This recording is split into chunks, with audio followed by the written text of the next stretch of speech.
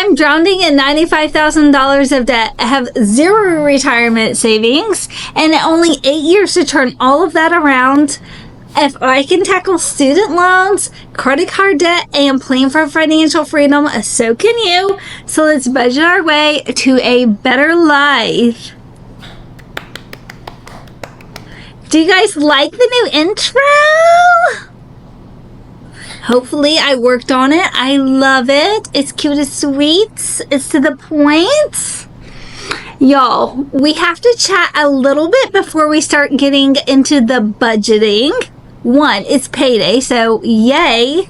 I love a good payday. I went and got a little bit of groceries, paid my credit cards. Y'all, it's a good Friday. One thing that I wanted to chat about, and this is not a revolutionary ideal. I know this. I did not create this thought, but it's something that I've been wanting to chat about because it's something that I realized recently. It like just hit me one day. It was like an epiphany that I had, and yes, I know I'm late to the game and 42 years old. But I think that budgeting and taking care of your finances, paying off your debt, all of those things, I think it is a form of self-love, something that I had been lacking for years. I got divorced in 2011 is when it was finalized, and I got divorced from my very controlling, undiagnosed narcissist. He's very controlling, and I would say he's borderline narcissist.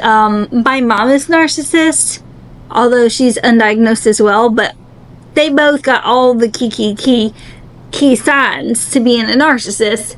So I've been on a self-love journey since I got divorced in 2011, but I will say, like, being divorced and sharing custody of children with someone that is very controlling, very rude, nasty, mean, manipulative, has been really hard, and that in itself has really done a number on me.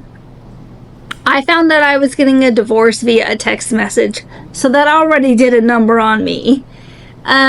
So he really did me dirty, and it was so hard. I just remember those days. Like, I remember those days when I close my eyes, I can picture myself. I've come a long way, and I've done a lot of healing to get to where I'm at now in life. And I've like raised my standards for dating. I've raised my self-esteem. I've, raised my self-love. I don't even know if that's the right terminology for that, but all of those things. But at the same time, I always felt like there was a little piece of the puzzle missing.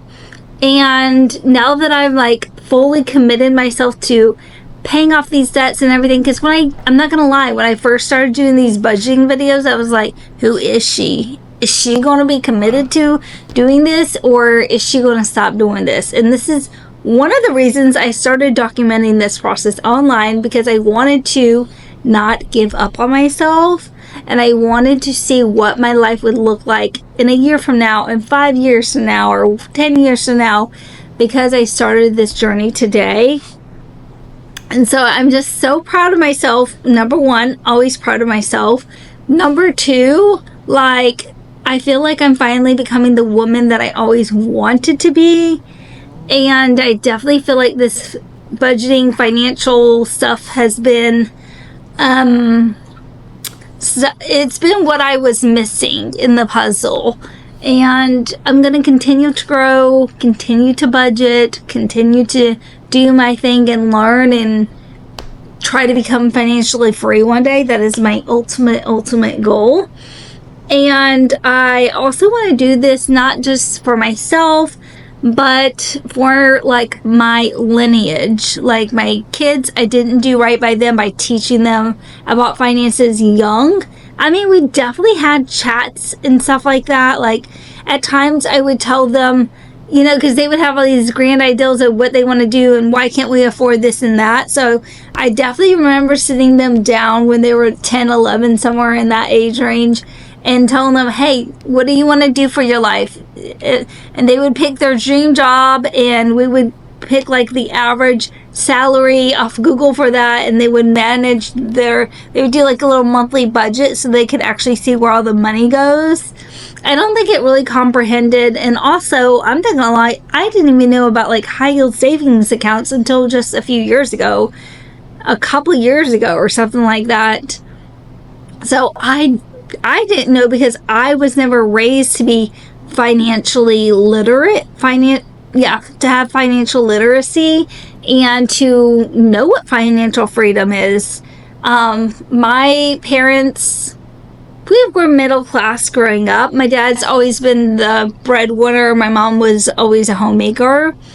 And we were a military family. I would say there were times that I knew we were struggling. We always had 3 square meals a day, and a little bit of new clothes when school would get ready to start. We were definitely middle class, but there were times that I could tell that my parents struggled. But I don't think they ever thought that they could work towards financial freedom, because it was never really instilled in them. I think my grandparents grew up during the Great Depression, so I think it's really just a generational curse and trauma and something, and I'm really trying to take it upon myself to be the person to break this. And I've even got my 22-year-old daughter, she'll be 23 in March. I've even got her budgeting. She wanted me to send her over a copy of the budget so that way she could budget as well. And I'm like, yes, I love it. I'm trying to get my 20-year-old. I'm trying to get my 20-year-old on the same wavelength. I'm like, start budgeting now. Put $10 away every paycheck to your high yield savings account. You're literally 20 years old. It will compound and do wonders. In 10 years, you'll have so much money for just putting a little bit away every paycheck and not even thinking about it. So, trying to work on my youngest one. I would love any tips that you have that motivated your teen, young adult children to get into the mindset of possibly you could be financially free. You don't have to be a millionaire, billionaire. Just start small, start saving, and I really want to try to, one, be financially free for myself, but for my kids and my grandkids, so I can try to give them the things I couldn't give them, like vacations and stuff like that. I would love to go on a girls' vacation with my daughters one day. We never really got to do that when I was a single mom. So I just have so many hopes and dreams. I hope that my kids can see how hard I am working to budget and do all these things to make extra money and stuff like that. And I hope that they can just take that in and realize one day when I do become financially free that I have put in the hard work to get here, basically. And I am just so proud of myself. It has been a journey, but a self-love journey at that. Don't forget to get your 2025 budgeting template. If you want to head down to the description of this video and click on the Sandstore link, you'll be able to find a debt tracker, 2025 goal template where you can track your goals for the year. And then there is a 2025 budgeting template. I have built out 12 months of budgeting, so you don't have to do a thing. Everything is in every single month already. All you have to do is plug in the numbers and rock and roll. So head down to the link in the description of this video if you want to grab yourself your 2025 budgeting template. I don't know if you can hear, but Scout's drinking water. Sorry about that. Before we get into budgeting, a couple of reminders. I'm 42 years old. I live in the Tampa Bay area. I have a cute French bulldog. I am an empty nester. I paid off my car in 2024. Now I can't remember when I paid off my car. I'd have to go back and look. Already a new year. Did I pay off last year or did I pay off 2023? One of those years I paid it off. and I make about $75,000 prior to taxes. I am a corporate salary employee, if you will. Okay, I got my laptop over here, and we are going to go over the budgeting template. I'm so pumped and excited. We're going to get into the income first. My bi-weekly paycheck after tax and after my $200 high yield savings contribution that I do every time I get paid is $1,950.59. Y'all, I almost said $9,000. That would be gorgeous to get paid $9,000 per paycheck. I am getting paid out from YouTube this half of the month, so I will be bringing home $193.63. That brings my total income to $2,144.22. Now it is time to get into the expenses. Car wash. My car wash membership is $48.12. Every time I talk about my car wash membership, you guys go crazy and tell me I should cut it out, but I live in a beach town. I love going to the beach. I also live where it's pollen, so I will be keeping my car wash membership so that way I can wash my car and vacuum it out whenever I want. And when I buy a house one day, hopefully, who knows? Excuse me, I got the hiccups. I won't need a car wash membership because I can do all that at my own house. But I live in an apartment community and we do not have car washes here. It's kind of an older apartment complex. So, nope. We do have car washes been broken. Don't know if they're ever going to fix them. And they're coin operated, so I would have to pay for that anyway. My car insurance is $185.58. My electric bill is $82.75. And yay, we love anything that is less than $100 for electric. I really do a good job at keeping like the switches that are in my fuse box. Like, I do a good job of keeping them off, like hot water, my stove, a lot of those kind of switches that I don't use throughout the day and while I'm gone at work will not be using, will usually stay off unless I forget. So I do try to keep my electric bill down. In the summer it's kind of hard because I live in Tampa, Florida, so it's what it is because it's hot as balls out there. I always budget $240 for groceries. That is $120 each week. I budget $100 for gas. That is $50 each week for gas. Credit cards, the magical thing. I made my payments earlier. We will go over all of that in my weekly spending wrapped on Sunday. Don't forget to check out that video. We are going to put $508.37 between two credit cards.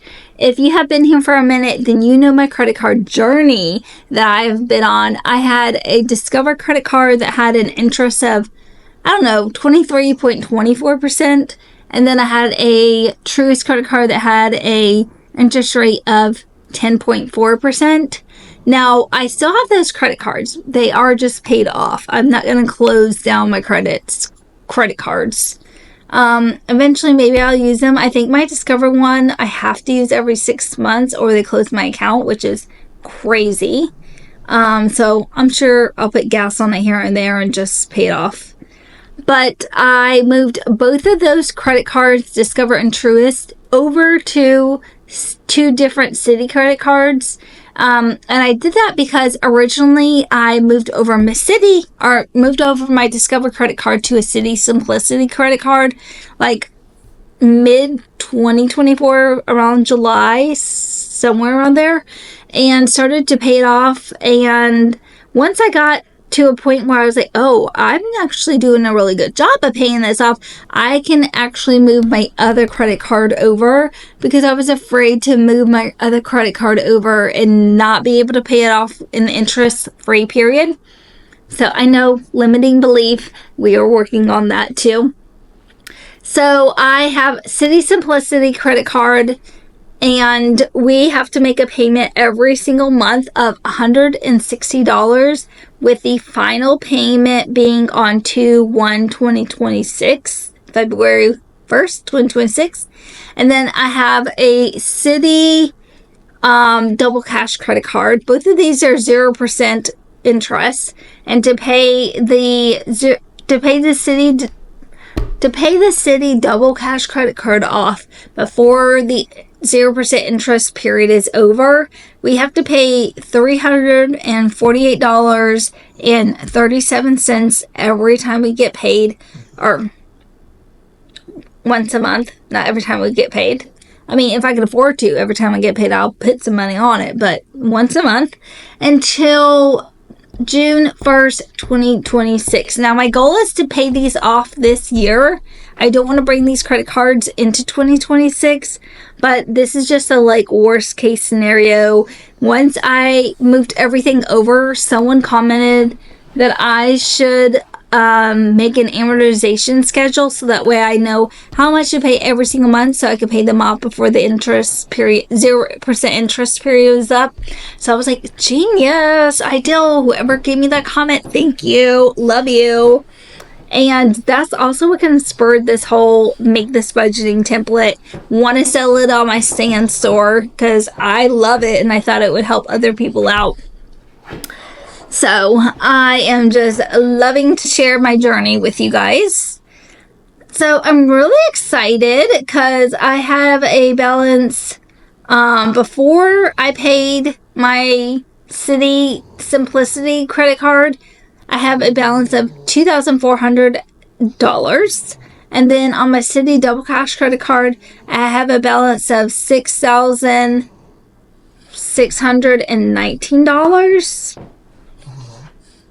That's what I started with this journey. So I'm really excited. And we will go over all of those numbers on Sunday when we talk about that. Back to the budget though.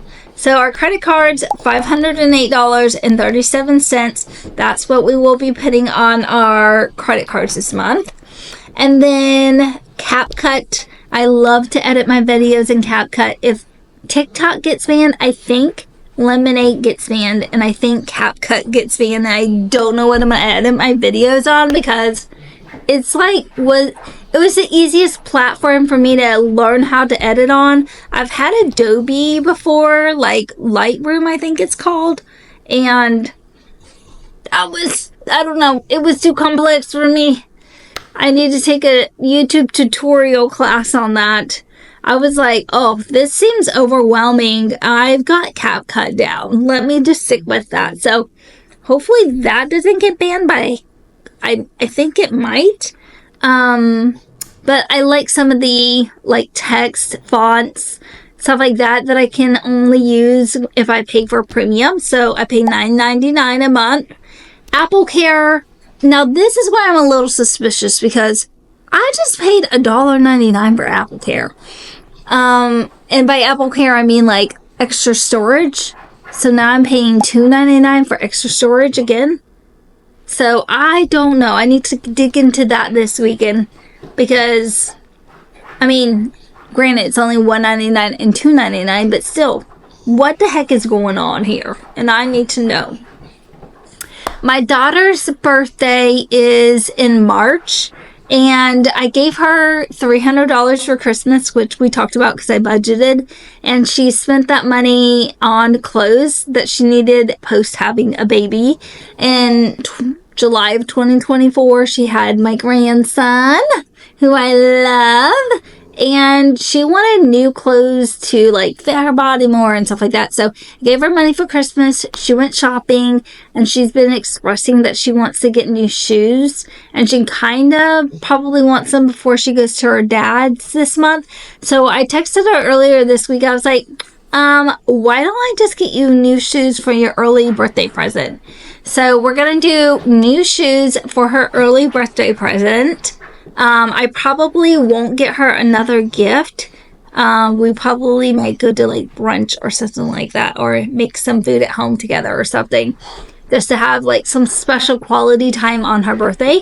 But I am setting aside $120. I don't expect to spend all of that, but I want her, it's a gift. I want her to be able to pick out the shoes that she wants, and I don't have to stress about, oh, they're too expensive or something. And she's a frugal, like, she gets it. So I doubt she'll pick out something more than like $100.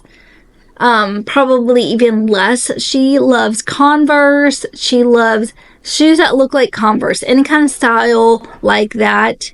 I'm trying to think of Vans. That's who my daughter is. She likes those kind of shoes. So I don't know how much those cost at all, but we're going to go shopping this weekend. We'll figure it out. I owe $8.30 to the state of Florida for SunPass. That is the tolls if you're not from Florida. And I want to set aside $10 to go to Michael's. I have to show you guys this. My daughter and I did this with my grandson's feet right here. And I want one just like this for my dog. I have like the paint. We used paint for this because she didn't want to use an ink pad. So I have the paint, but I don't have any canvases. So I was hoping to go to Michael's this weekend and get a canvas that I could do my dog's paws with. And now that I'm thinking about doing this, I'm like, I wish I had done her paws when she was a puppy. They were so tiny. She was literally this big. And now I missed that opportunity to do like a side-by-side. I'm so sad. I was not thinking all of this through when I got a dog, though. Okay, so that brings my grand total of expenses to $1,316.10, which means when I take my income of $2,144.22 minus my expenses of $1,316.10, I am left with $828.12. What I would love to do with this money is literally put this on my credit card.